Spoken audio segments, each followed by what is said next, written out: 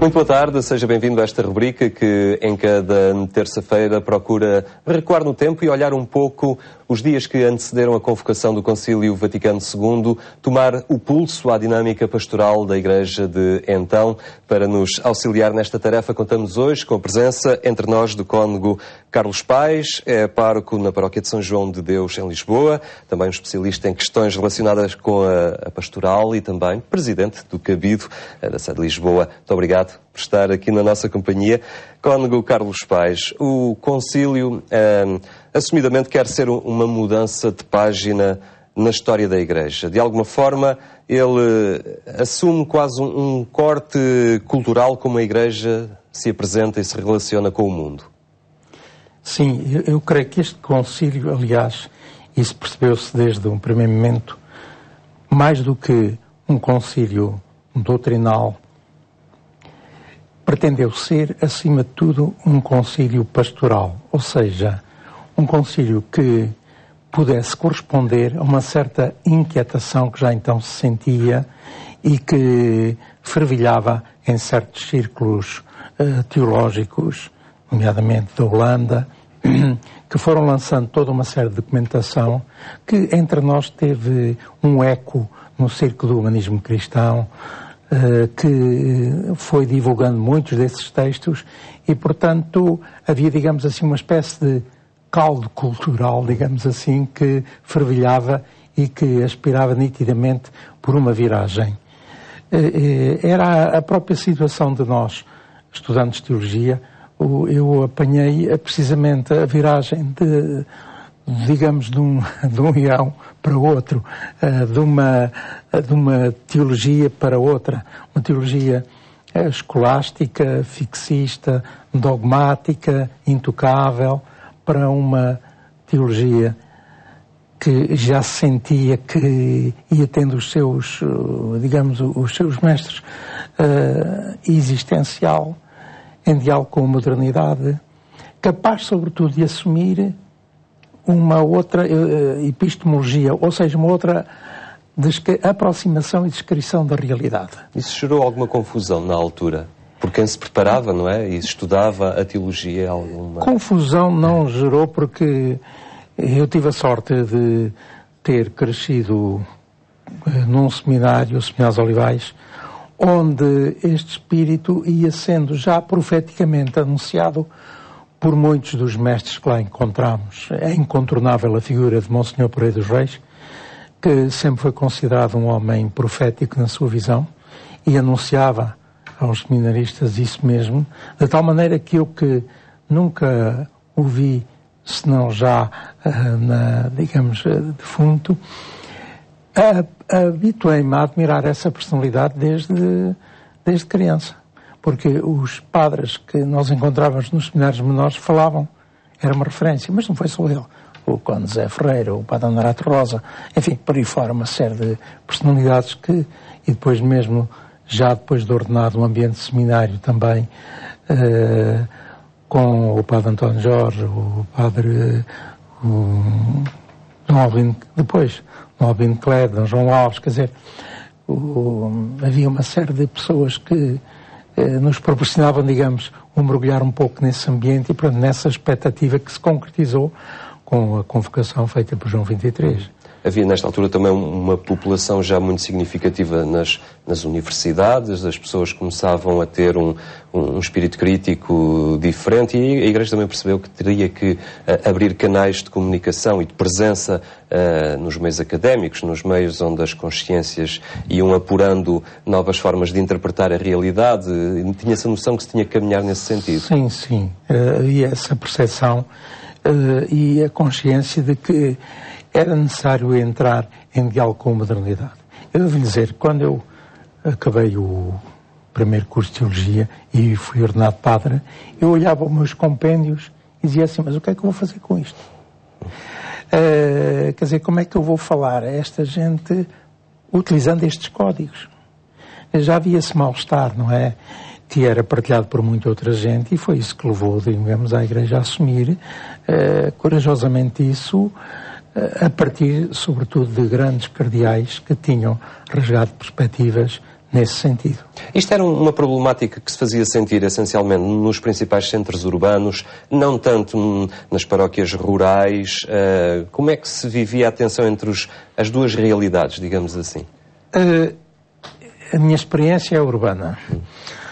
Sou de uma cidadezinha da província e cresci em Lisboa, praticamente. E não tenho, assim, uma experiência que me permita falar sobre isso. Mas, naturalmente, que isto progressivamente, como uma mancha de azeite, vai-se alargando, vai-se estendendo, embora às vezes aqueles em quem o programa, digamos assim, encontra mais resistência, é precisamente em alguns dos padres que já estavam muito rotinados naquele sistema, digamos assim, e, portanto, para quem foi difícil esta adaptação. Mas à medida que foram entendendo, sobretudo os pastores, não é? Também é verdade que se foram rendendo com júbilo a esta nova visão.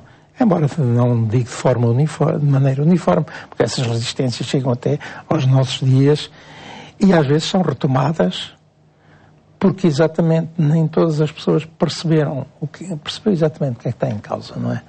E a própria compreensão que se tem do mistério cristão muitas vezes faz com que ele seja entendido como a expressão sensível e também em termos de comunicação de uma igreja que é entendida como uma grande religião ao lado das outras grandes religiões, com os seus templos, os seus servidores, os seus sacrifícios, os seus altares, as suas rotinas, os seus cultos. Uma igreja muito instituição. Muita instituição, quando afinal não é isso que se trata quando falamos de Jesus Cristo e do seu projeto, que é um projeto global, holístico e que não se esgota de maneira nenhuma nisso que alguns chamariam, ainda hoje chamam, uma espécie de subsistema particular, que é um bocado o que a Igreja é entendida como eles e, portanto, mantenha-se lá, digamos, na sua área de intervenção, para quem estiver interessado por isso, mas não é por aí que passa a vida. Ora bem, é exatamente o contrário. Se Jesus Cristo vem por alguma coisa, vem exatamente para ir ao coração da vida, da história, até numa visão universalista, digamos, de certa forma, já nessa altura havia muito junto de muitas pessoas, da visão teilhardiana da realidade, que de facto é de um alcance, de uma abrangência que entusiasma e que acabou também por ser recolhida a pouco e pouco até em alguns documentos do Concílio. Esta percepção de que era necessário abandonar ou fazer a transição para uma outra forma de abordagem pastoral, de uma teologia que interpretasse o homem de uma outra perspectiva, não havia o risco de se resvalar para, ao abandonar normas rígidas, mas que tradicionalmente eram seguidas há muito tempo, de cair em algum experimentalismo, em algumas práticas por si inovadoras, mas às vezes que não surtiam o efeito desejado.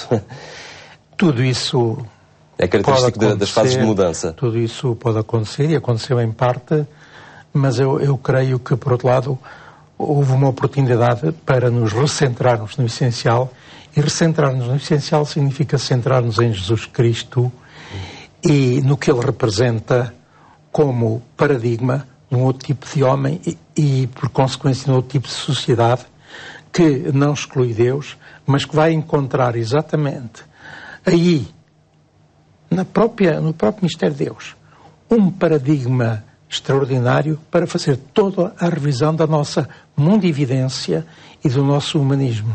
E ainda hoje se trabalha neste propósito. Se trabalha, isso é a coisa mais interessante disto tudo, é o desafio sempre maior, porque quando falamos de evangelização, eu até corto o adjetivo nova.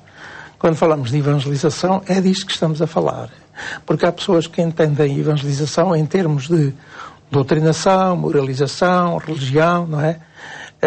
Coisa que o Papa, de forma liminar e eliminou logo quando começou o seu pontificado. Ele diz, o princípio desta história, que nós queremos relançar, digo eu, não é nem uma moral, nem uma doutrina. O princípio desta história é um encontro do homem, em primeiro lugar, consigo próprio, mas também do encontro do homem, sobretudo com Deus, em Jesus Cristo. Encontro esse que provoca uma viragem e lhe oferece um novo rumo. Este é o desafio, é tão simples quanto isto, mas é ao mesmo tempo tão entusiasmante e tão extraordinário quanto isto. Muito bem, Cônego Carlos Paes, muito obrigado por nos ter ajudado e elucidado a visitar estas páginas da história, que ao fim e ao cabo foi também um processo de viragem na própria Igreja, ocorrido há 50 anos atrás, mas que ainda hoje perdura. Muito obrigado pela sua presença. E foi esta a rubrica que hoje preparámos. Estaremos de volta de hoje a 8 dias para analisar novamente novas vertentes em torno do Concílio Vaticano II.